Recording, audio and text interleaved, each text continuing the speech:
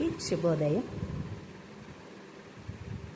మన విలువ మనము తెలుసుకోగలగాలి.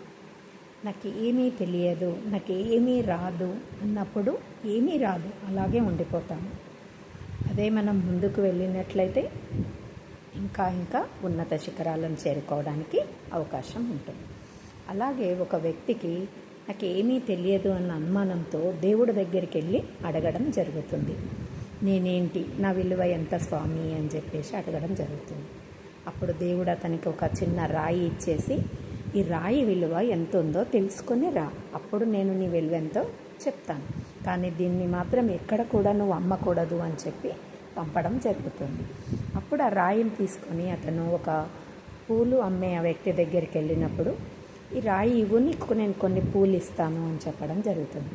తర్వాత ఒక కూరగాయలు అమ్మే వ్యక్తి దగ్గరికి వెళ్ళినప్పుడు అతను, నేను ఒక 10 కిలోల కూరగాయలు ఇస్తాను, ఈ రాయి నాకు ఇవ్వు అని చెప్పడం జరుగుతుంది. తర్వాత బంగారం అమ్మే షాప్కి వెళ్ళినప్పుడు అతను, నేను ఒక 10 లక్షలు ఇస్తాను, ఇవ్వండి అని అంటాడు. అప్పుడు అతను, అబ్బో దీని విలువ ఇంత ఉందా అని చెప్పేసి వజ్రాల వ్యాపారి దగ్గరికి వెళ్ళడం జరుగుతుంది. నా ఆస్తి మొత్తం ఇచ్చినా కూడా నేను దీని విలువకు సరిపోదు, ఇస్తావా, మరి నా ఆస్తి మొత్తం నీకు ఇస్తాను, ఈ రాయి ఇస్తావా అని అడగడం జరుగుతుంది. అప్పుడు అతను అనుకుంటాడు, అమ్మో, కానీ దేవుడు నన్ను అమ్మొద్దని చెప్పాడు కదా, విలువ మాత్రమే తెలుసుకోమన్నాడు అని చెప్పేసి, సరే అని చెప్పేసి మళ్ళీ దేవుడి దగ్గరికి వెళ్ళి, స్వామి ఇలా చెప్పారు, ఒక్కొక్క వ్యక్తి ఒక్కొక్క విధంగా చెప్పారు, మరి ఏంటి దీనిలోని రహస్యం అంటే, నీ విలువ కూడా అంతే, వ్యక్తుల స్థాయిని బట్టి దాని యొక్క విలువ కట్టారు. నువ్వు నీ విలువను ఎక్కువగా ఊహించుకున్నప్పుడు నువ్వు ఎక్కువ ఎదగగలుగుతావు.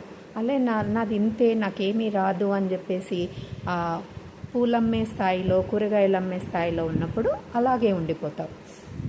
అదే వజ్రాల వ్యాపారి ఇచ్చిన విలువను నువ్వు ఊహించుకున్నప్పుడు నువ్వు కృషి చేయాలి, పట్టుదల ఉండాలి, నువ్వు అప్పుడు నీ విలువలను పెంచుకొని నువ్వు ఉన్నత శిఖరాలను చేరుకుంటావు అని చెప్పడం జరుగుతుంది. కాబట్టి మన విలువలను మనం తెలుసుకుందాం, హ్యాపీగా విజయాలను సాధిద్దాం. Thank you. ప్రతి ఒక్క వ్యూవర్స్కి, ప్రతి ఒక్క లైక్స్కి మెనీ థ్యాంక్స్.